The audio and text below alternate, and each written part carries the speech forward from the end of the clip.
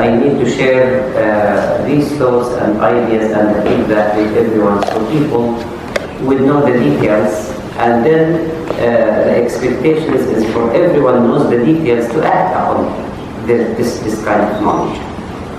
So I am originally from Asqalan, the city that was occupied in 1948.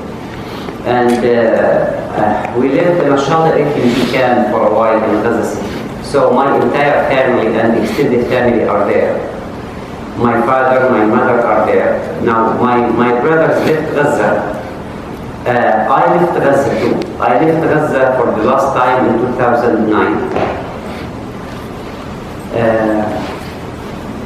And since then I couldn't go back. I tried, I failed for so many reasons. And by the beginning of this year, seemed to me that 2023, seemed to me that I can go there.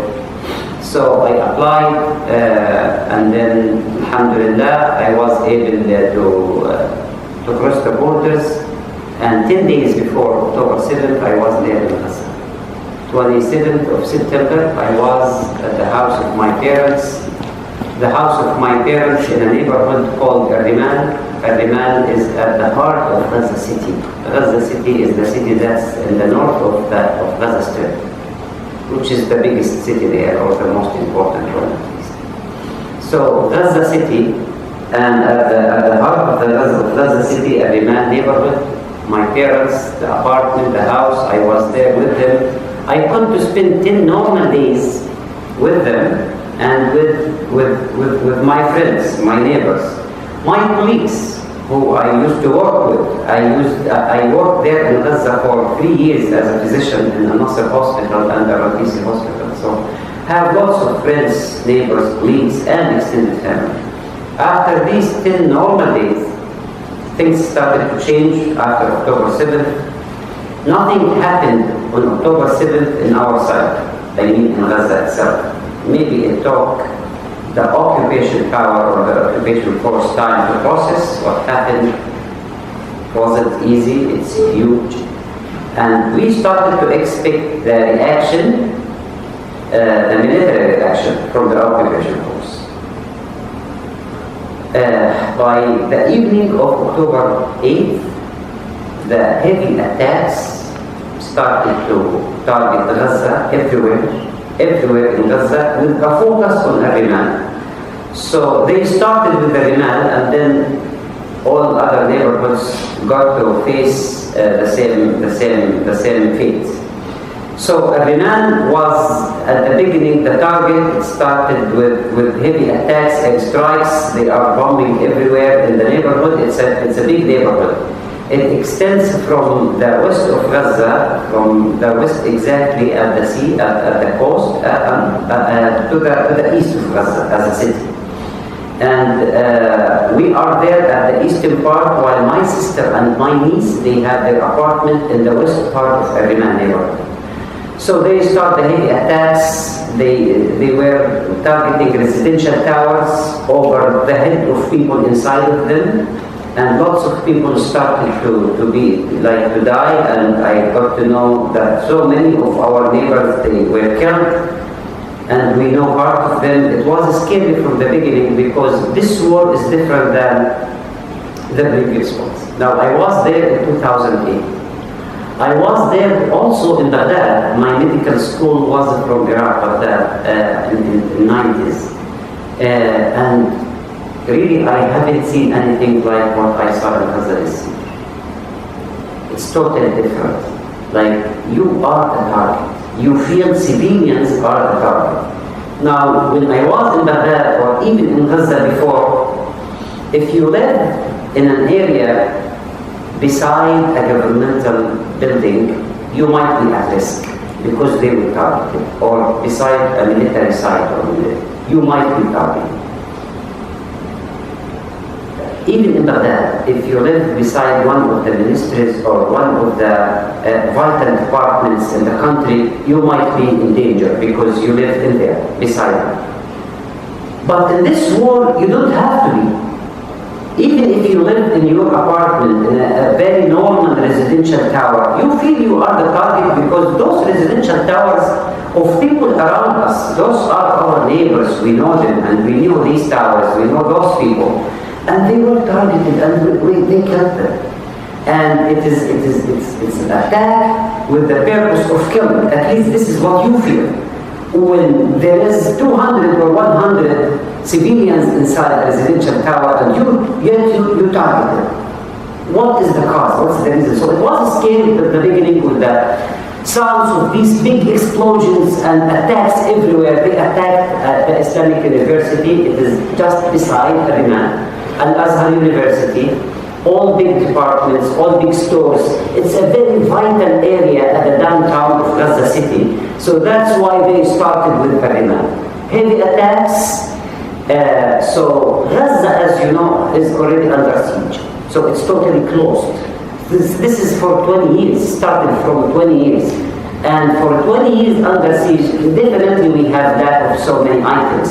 So it took Gaza only 3 to 4 days just for us as people in there to experience or to start to experience the lack of all resources, including the basic ones. So we didn't have electricity by day 4. We started to feel the interruption of the internet, very weak cell phone coverage, if any. And we started to notice the shortage of food, of water, of all basic supplies and needs. I still remember that I had to go down on the street so to reach to one of these schools, of one of our schools, the United Nations. School related to the United Nations because they have some electricity, they use solar energy. I used to stand in very long lines to charge my mobile because we don't have electricity at home, so you need to charge the mobile to stay connected with people by any means. So for long lines, sometimes it takes you 1 hour, 2 hours, just to charge it up to 20%, to 25%. And once you have it charged, you take it with you, you close it, you put the airplane mode, whatever. You need to save this energy. Because you might need it in case of emergency, you never know. So we were thinking by day 3 or 4 to leave the neighborhood, at least the area, and to go to the apartment of my sister. My sister and my niece, they live, as I just mentioned, in Riman, in the west part of Riman, closer to Al-Shifa hospital. We felt it might be safe to go to Al-Shifa hospital or close to it.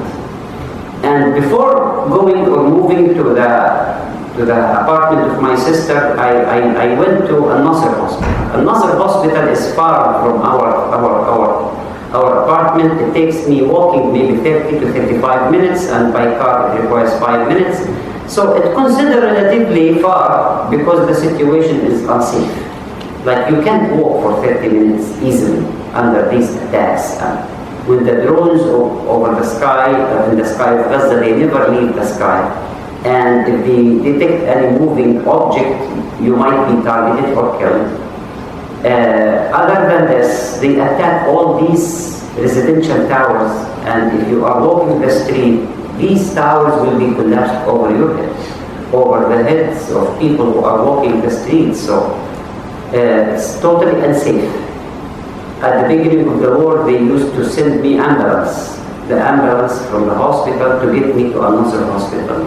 Not only me, all those doctors and healthcare providers who live far away from another hospital. By day 4, they texted me that we are not going to do this anymore. It's totally unsafe. So you could come walking if you feel safe. And which is something very tough and very difficult to be done, and yet it has to be done. While we were thinking to move from our apartment, we found my sister and my niece. They came to live with us. They felt scared, unsafe. They attacked the tower just beside them, so they came. We were in our house, the house of my parents, until day 7. We don't have water in the washroom. We don't have water in the kitchen. We don't have electricity. Almost no internet. Very weak cell phone coverage. Difficult to get water or food.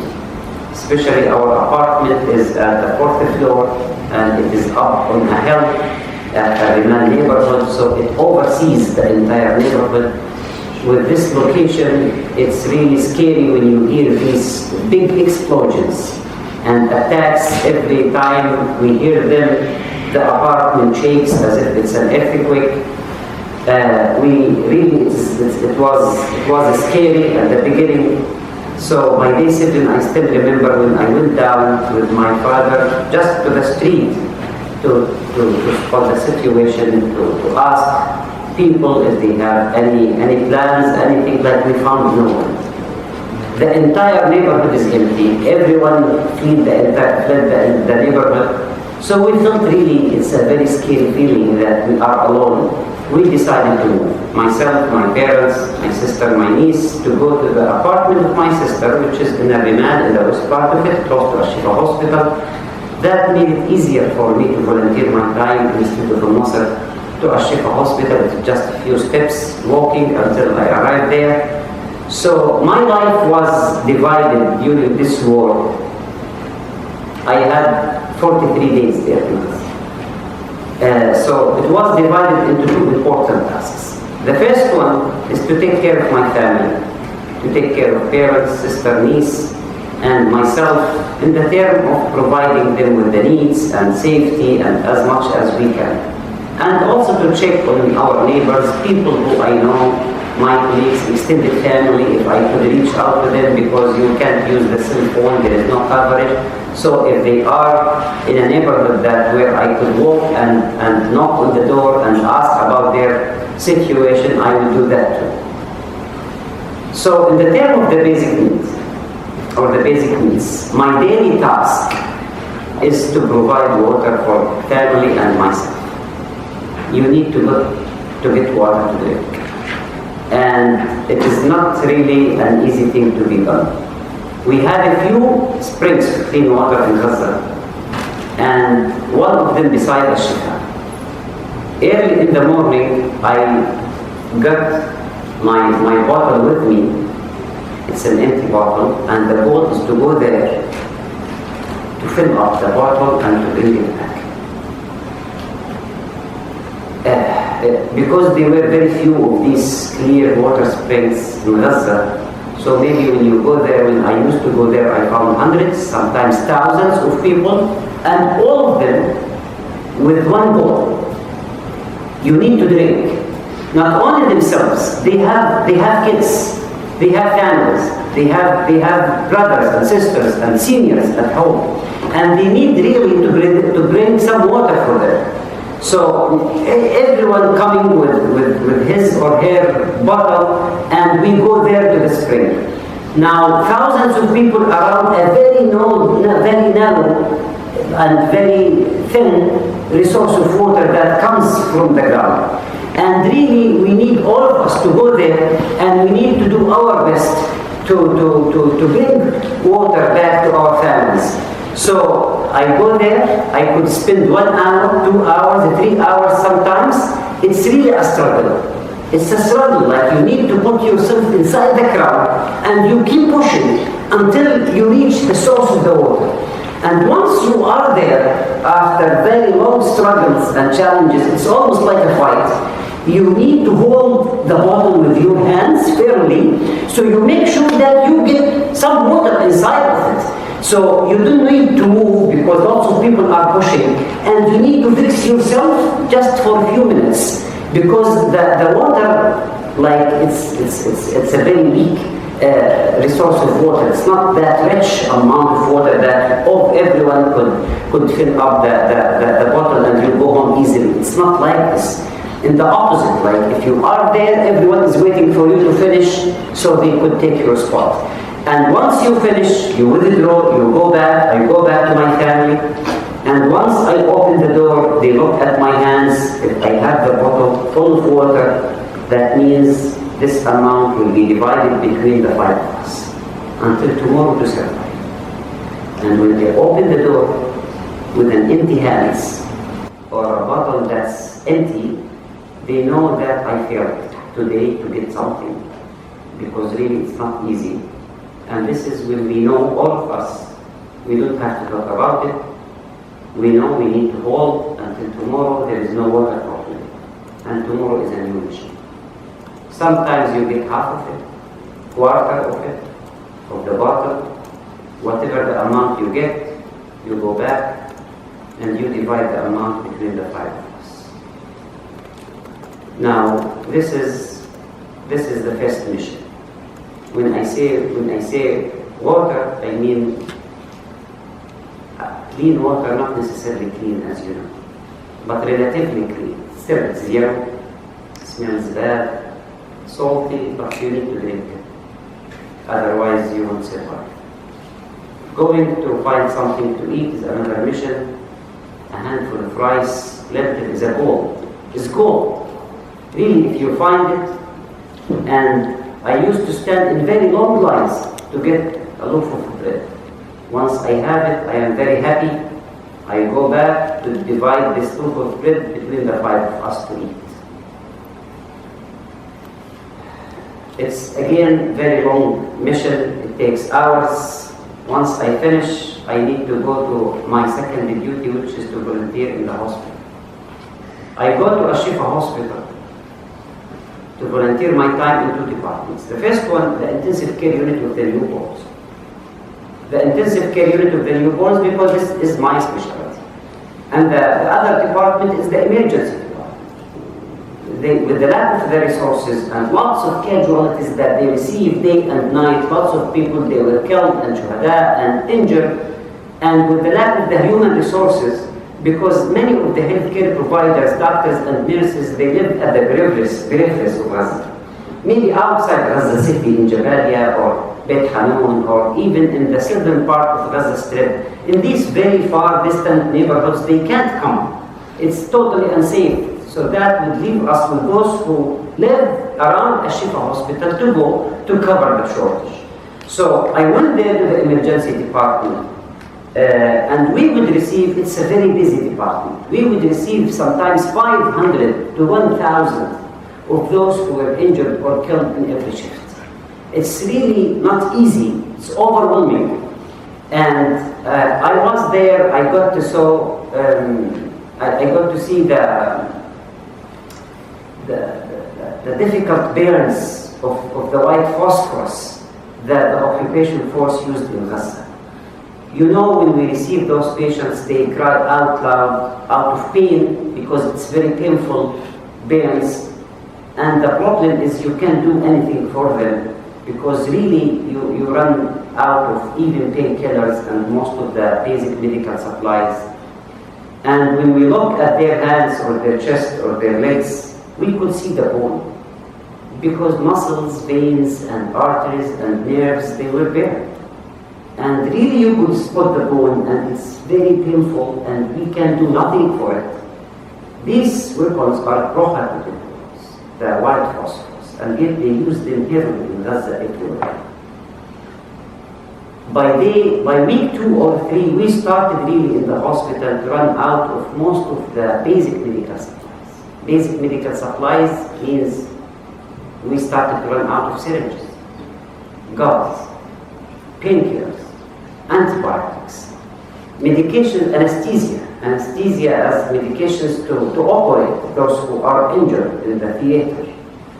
Like when you are a doctor and you are really trained and you know how to help people, you know how to do it. But really you don't have enough resources. It's a very painful field. When you stand in front of those patients inside the emergency department and you just stand in front of them, they really look at you. They need your help. They need your support, and you can do nothing because either the lack of the resources, the human resources, you have only 2 hands, and you have so many of those who expect you to help them, and at the same time you run out of the resources when you don't have these basic medical supplies. How could you help those people with this amount of severe injuries and burns? So that was the case, and it is really tough and difficult when you have to choose who to help and who to leave. I still remember one of the kids came to the emergency department with an injury in the lung. So he couldn't breathe. So you need to provide him with manual oxygen supply. And this is what I did, helping him with manual oxygen supply to keep him alive until you figure out a solution for his problem. While I'm doing this, parents are standing beside me. Lots of ambulances came to the emergency department with lots of people who are injured or killed. And one of the doctors came to me and he asked me to leave the patient and to go and take care of others, because I'm a pediatrician, so I take care of kids and other kids who we will receive. So they just received maybe 20 to 30 patients, and among them we have 10 kids, 5 of those 10 kids about to die. They need my help immediately. And he is asking me to leave this patient and to go there. And those parents, they were just looking at my eyes, waiting for my critical decision. Because if I would leave their kid, he would die. It takes him only a few seconds to die without oxygen. But I need to do something for those two, because they are waiting for me, themselves and their parents and their relatives. It's really difficult, and he started to beg me. He told me, please don't do it. Please don't leave my kid. I don't have any other one. I have only one kid. I taught him in a few seconds how to do it.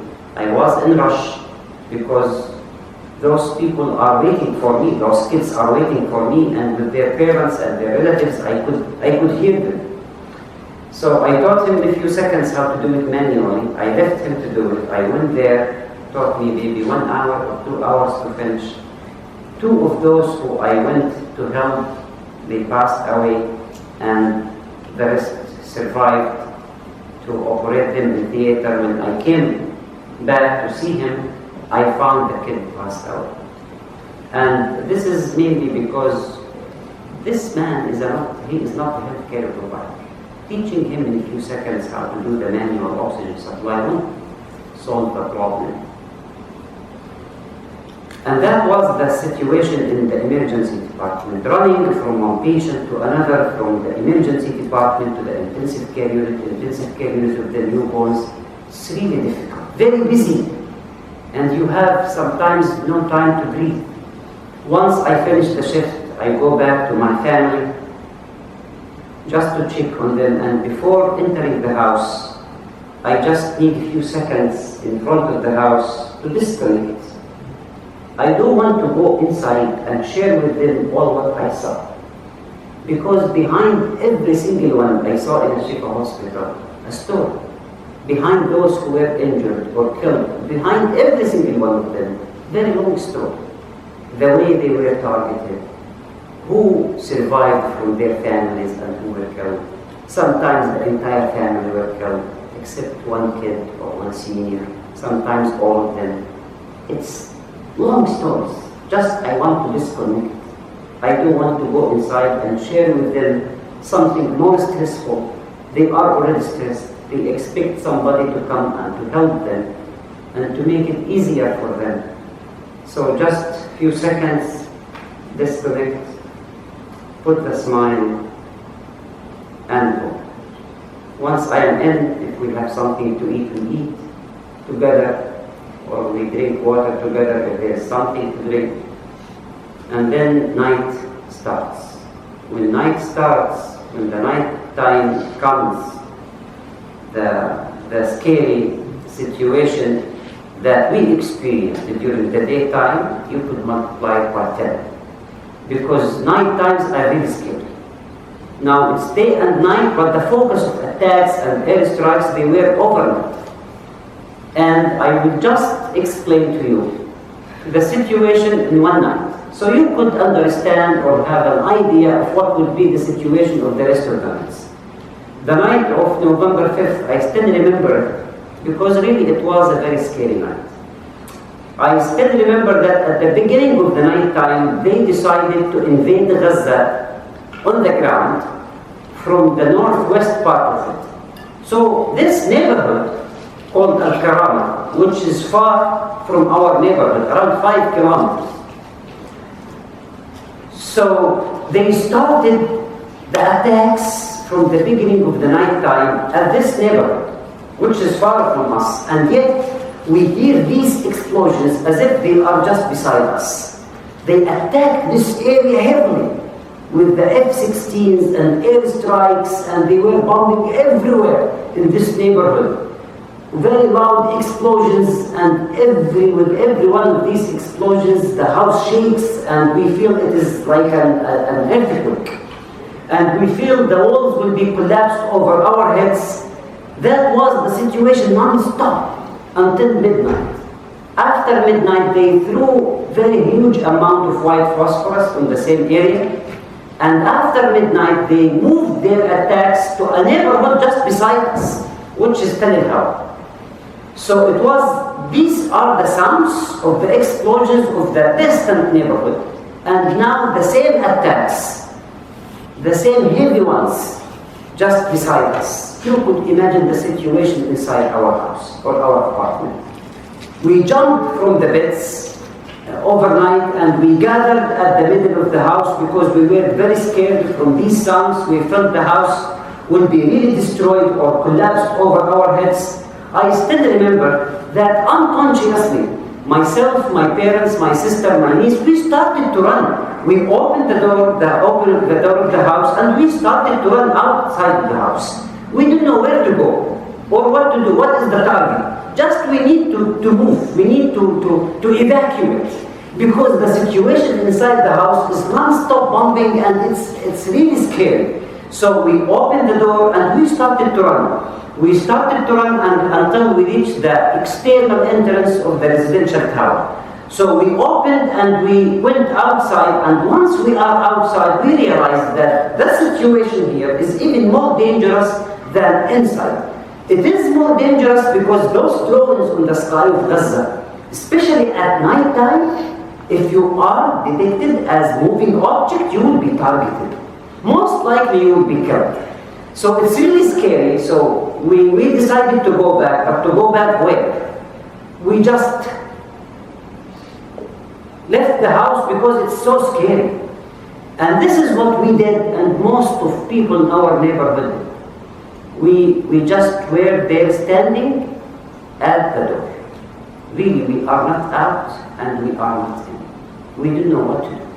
That was the situation until the morning time. I still remember the discussion with my father after this night, on every single night. After every single night, after this night, we kept saying, oh, this night is the worst. This is even worse than the previous one. And that was the situation until I left us. So we were there until day 30 in a Shifa hospital.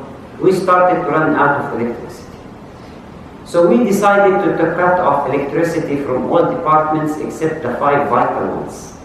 The emergency department, intensive care unit of adults, intensive care unit of kids and newborns, emergency operative theater, and radiology department. The 5 of them. And on day 33, we didn't have electricity at all, and this is when we don't have electricity even in those 5 departments. So in the intensive care unit and the intensive care unit of the newborns, those patients are electricity dependent. They can't live without mechanical ventilators. They can't live without incubators. Our kids, newborns, immature babies, we put them inside incubators to keep their temperature normal and to keep their humidity of their bodies within normal limits.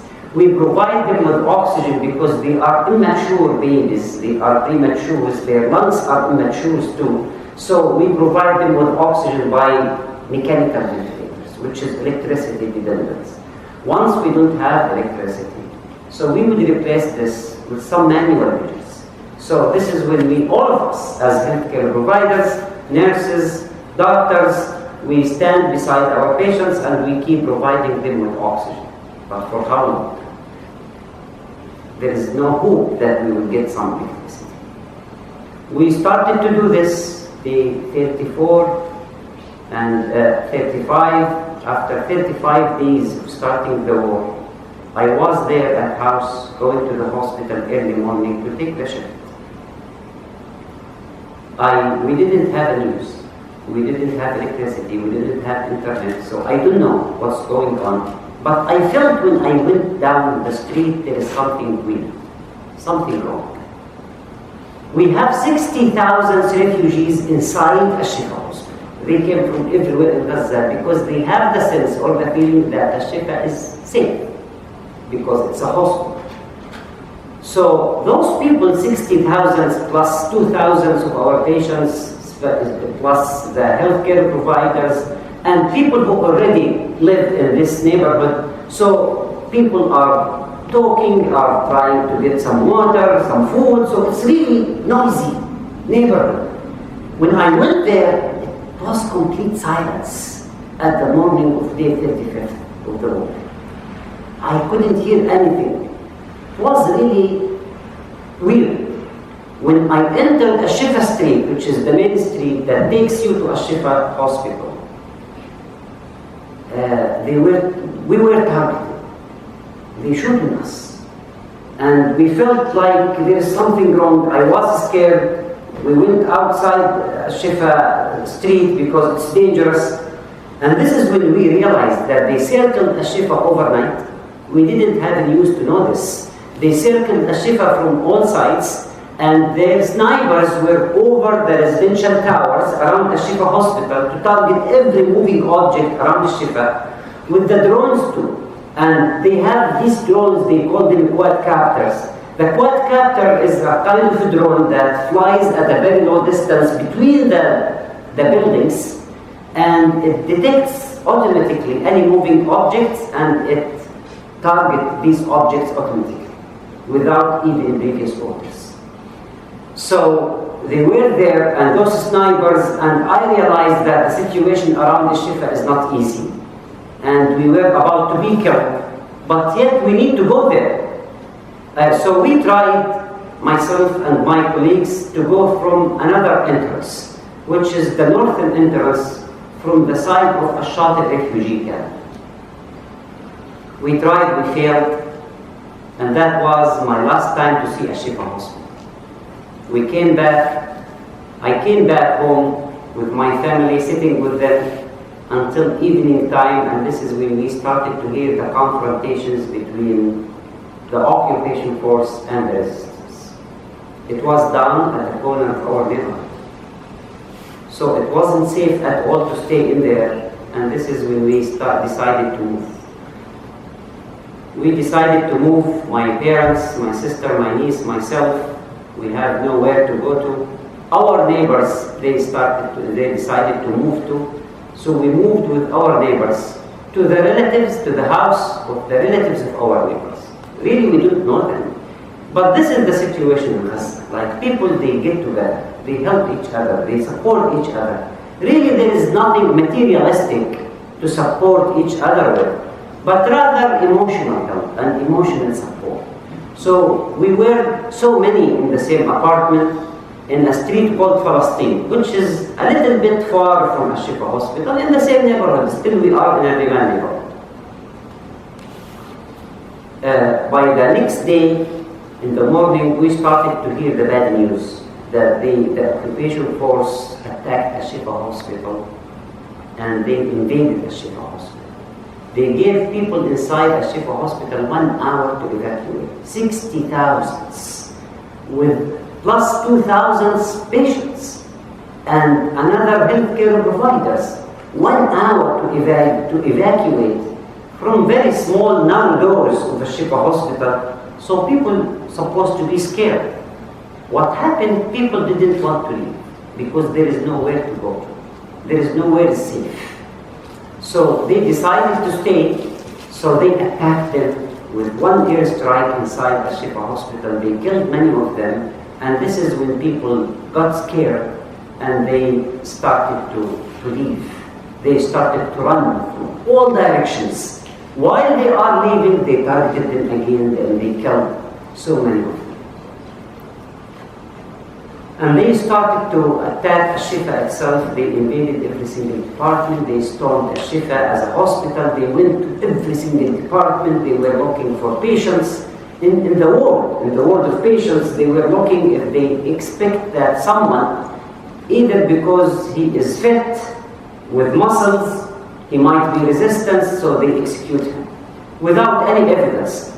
Or if you have an injury and they expect that this injury might happen at the area of the confrontations, you would be killed too. And after that, they went to the intensive care unit of adults. They ordered all the doctors to evacuate. And then they pushed all patients to be outside the unit, and all of them died immediately because they are oxygen dependents and hospital dependents, care dependents. They are in the intensive care unit. And then they stormed the intensive care unit with the newborns. They forced all the doctors and the healthcare providers to leave, and if you refuse to leave, mostly you will be killed.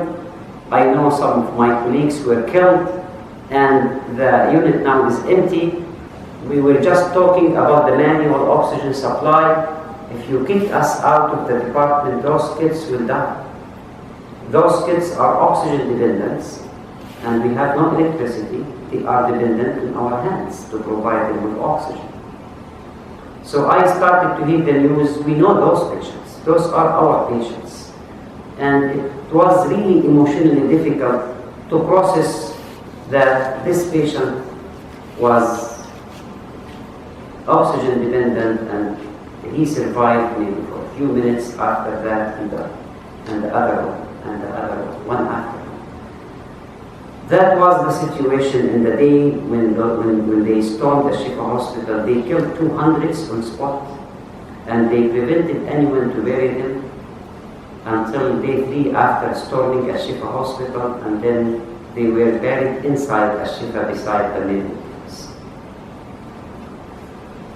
On the same day, the confrontations arrived to the house, to the doors of the new house, the house that we went to with our neighbors. So we decided to leave again. And when I say leaving, it's not really easy. It's leaving with parents who are sick. My father is almost 80 years old, and he is sick with renal injury, kidney injury, and he is diabetic, and he has heart problems, and he is a bunch of medication. And my mother too.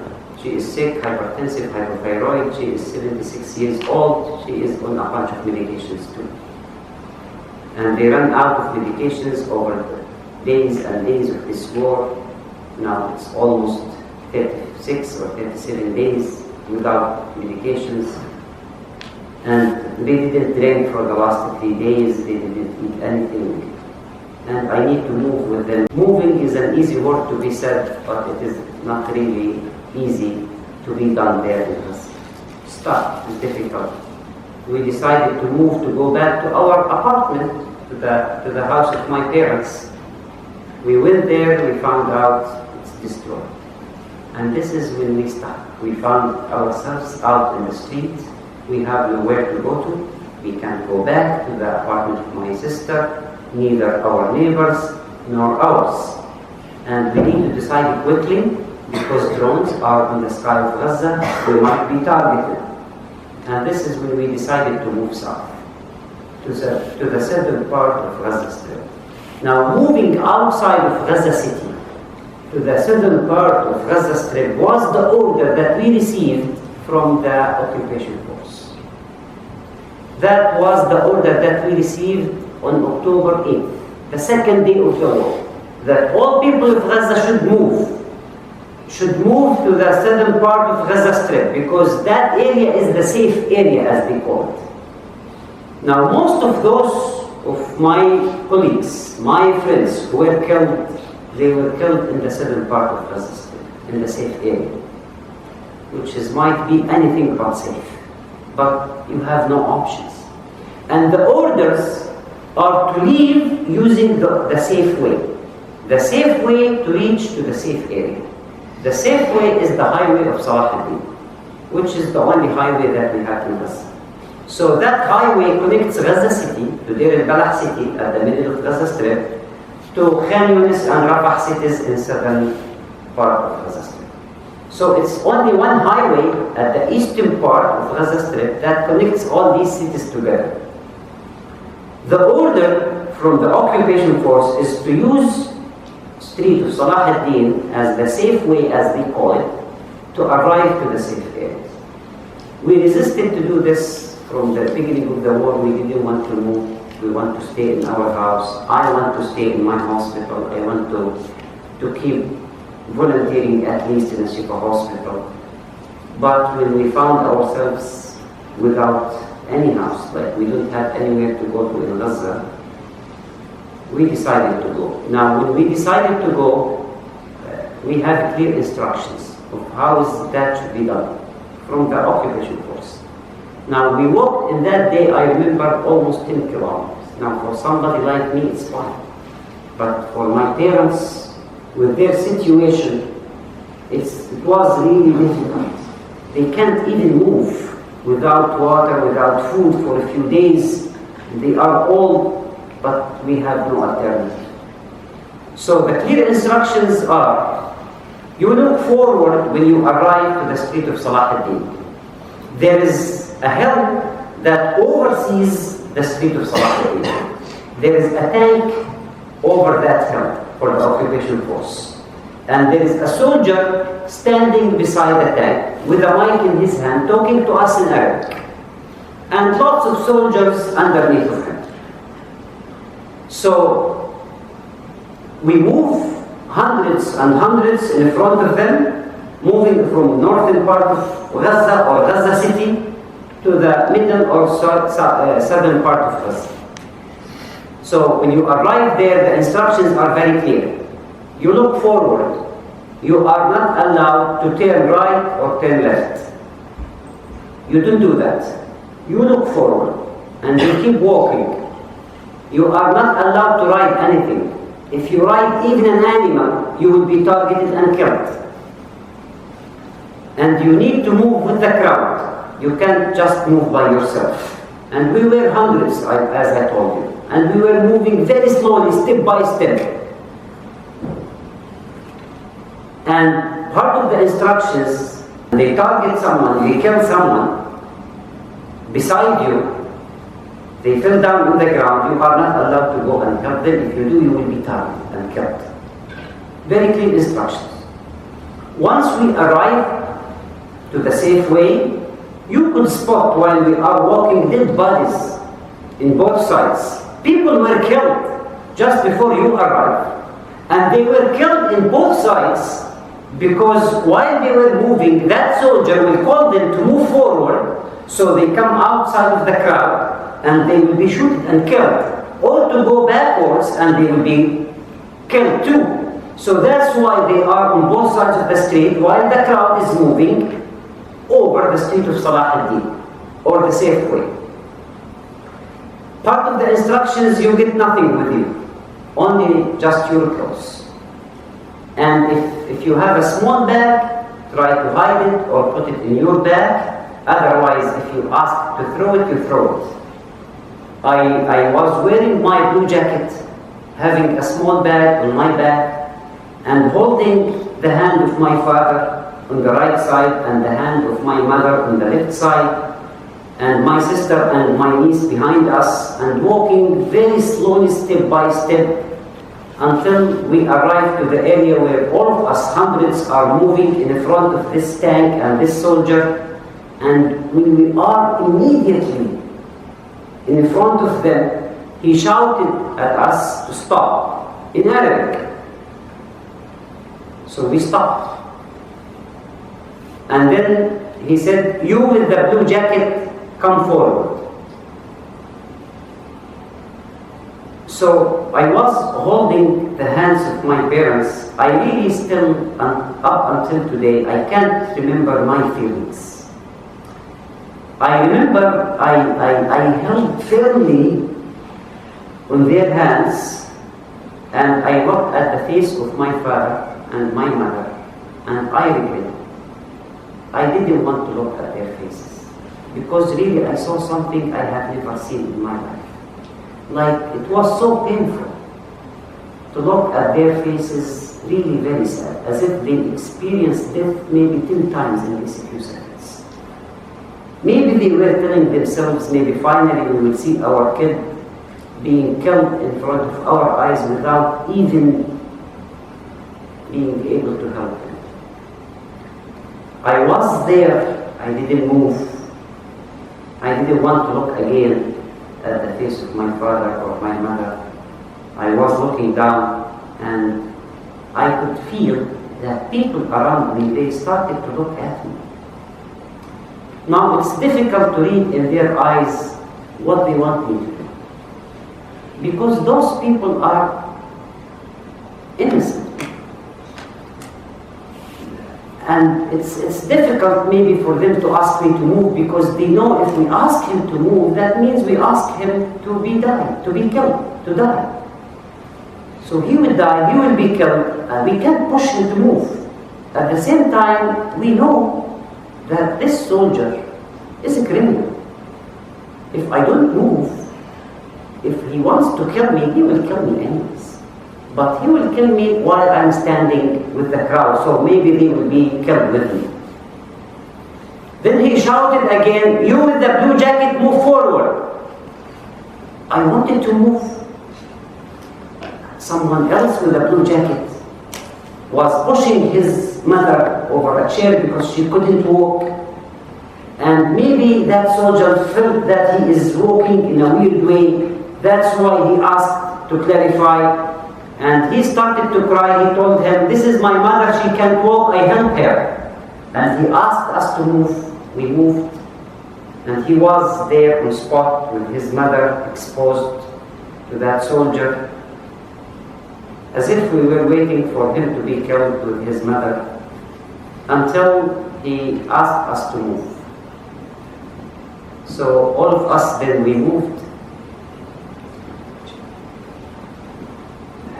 to the worst trip ever I took in my life. My mother couldn't really make it until to the end, until she lost her consciousness. We tried to help her because we are not allowed to stop, and if we stop we might be targeted. I found someone with a donkey. I picked him to take care at the back of the donkey, and once he agreed, we moved with her, all of us, until we arrived to Al-Nusayrat refugee camp. And once we arrived there, it's again the same story. We have no place to go to. Really, we moved from Gaza without any time. And it's just we wanted to move because we can't live in Gaza anymore with no food, with no water, with no safety. So really we left. So when we left, we have nowhere to go to. Our neighbors lived with us. They managed to know someone in Al-Nusayrat refugee camp, so who provided a house for us. And when I say house, it's not really house. It's like a small room with no ceiling, with some sort of, like there is a ceiling, but it is not really, it's with big holes in it. So doesn't serve as ceiling or to protect you from anything else. With a washroom without water, and a kitchen in the same area without water. So the fight of the basic needs didn't change, even if it's worse, because lots of people live north in Gaza to this area, so it's more crowded with the same resources. Every day passes, the situation is more difficult than the previous one, because we don't really export anything from outside Gaza. There is no even aids or support that we receive across the borders. So what we have is what we have. So these resources will be consumed over time, and that's why every day was really difficult and more difficult than the previous one. And once we don't get something to eat or something to drink, really when I go to sleep, I ask myself, like, if you can't get anything for today, what is the promise that tomorrow will be easy?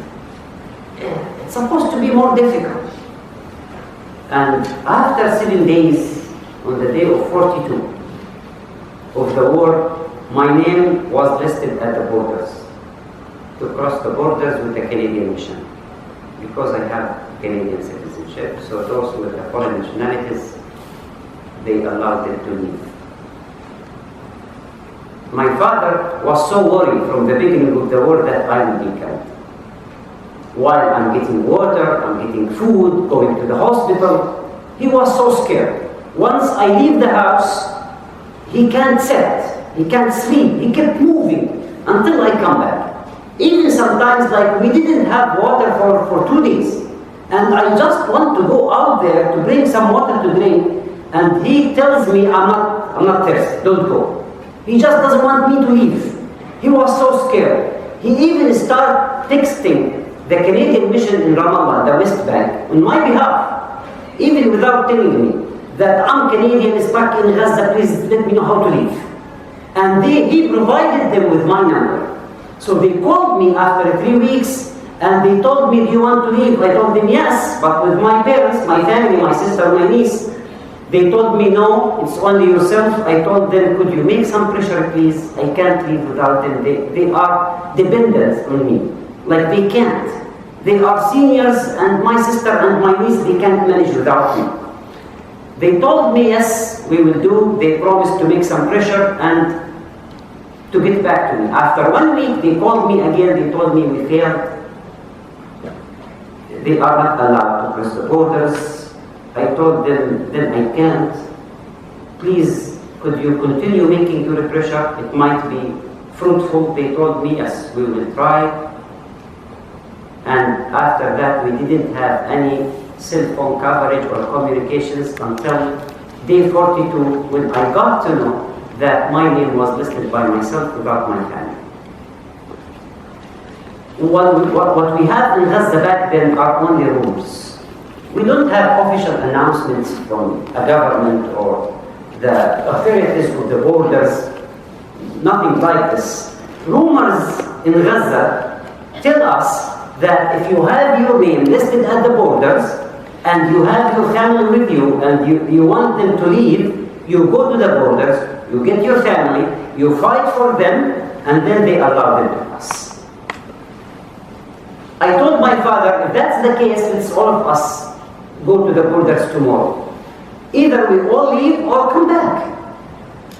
So we went in the morning, early in the morning. It was overwhelming there at Rafah, at the borders, because hundreds and hundreds of people, they were there, and they really were scared. They want just to finish quickly, because these borders were targeted frequently before. And people are there, they want to leave, they might be killed. So they want just to finish, because their names are at the borders. They want just to process their passports and leave before these airstrikes attack them. So with one officer, Palestinian officer in the Palestinian side, to manage everything, and everyone is over his head. He was overwhelmed. He shouted at us to go back. He told us, I'm not going to process anyone. I will call you by names. Please go back. So everyone went back except my father, including myself. I was so far. I went back with my mother. We were sitting, and my father told that officer, do you expect me to go that far, and when you call my name, to come to you? I am so tired, I am so sick, I am so old, I can't walk. Really, even I can't hear you if you call my name. Could you please process my passport and finish me quickly? He told him, okay, come. They went to the office, and I could see through the glass of the office the discussion between my father and the officer. They were talking to each other, and based on the rumors again, they should call the Egyptian side to take the permission for the rest of my family to pass the borders with me. And I saw them making some phone calls. I assume this is with Egypt. And they were talking to each other. Then the officer, he has a piece of paper in his hand. He listed, maybe, I assume, my name, their names. And they started to smile. Nobody smiles in this situation. It's disaster. When I saw them smiling, I felt it worked. Things are working, because my father, even is smiling, talking to him, seems happy. Then he left the office, my father, and he called me loudly while he is really very happy. And smiling, he told me, go with the officer, he has your passport. You go first. I thought, because they are leaving with me, so I had really to go first, and they will join. He told me to go first, and he is so happy. I went with the officer, he has my passport. It's like this hall, and we left the hall through a door that opens from one side, and if you are outside, you can't come back. He went behind a table, a desk, and he stamped my passport, and he gave it to me. And he told me, go to the bus. I told him to go where? He told me to Egypt. I told him, no, I can't leave by myself. I have my parents. I have my sister, my niece. I left them with the other. They are leaving with me. He was overwhelmed. Lots of people were talking to him. He didn't answer me. I didn't move. I kept asking him. He ignored me frequently. Then I was standing in front of him while those people talking. I kept interrupting him because really I was so scared to leave them by themselves. Then he looked at me. He told me, what do you want? I told him, I can't leave by myself. He told me, you have to leave. You can't go back. I told him, I don't want to go back. I want them to come with me. He told me, I know. I talked to you, Father. I told him that he and himself, your mother, your sister, your niece, they are not allowed. They were rejected. They are not allowed to pass the borders. And he asked me to process your passport. So please go. So this is when I realized that my father didn't want me to feel that they were rejected. So I go back with him. He wanted me to leave Gaza by any means. And he was smiling in a situation like he was just rejected. And he was smiling. He didn't want me just to get this, to feel it. Even he didn't say goodbye to me. While he knows that this might be the last time to see him. And he didn't even ask me to say it for my mother.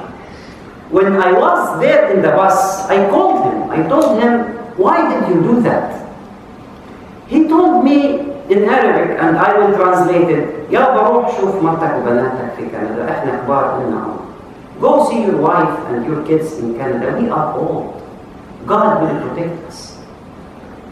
And on the next day when I arrived to Cairo, I received a call early in the morning from Al-Nusayrat Al-Awda hospital to tell me that my father got murdered. Rahmatullah. The last thing that he said to my sister, now I am so happy and satisfied. Ihab is outside us. I feel much better. Rahmatullah. So this is what I saw, or part of what I saw. I was told that I have only 1 hour. And believe me, even if I have 10 hours, I will continue talking. Lots of those stories are painful stories. It's not a nice thing to stand in front of people to keep telling this story every single word, repeating it time after time. But really I have. And this story is a very mild story. I got to see lots of stories there. And to hear lots of stories and to experience lots of different situations.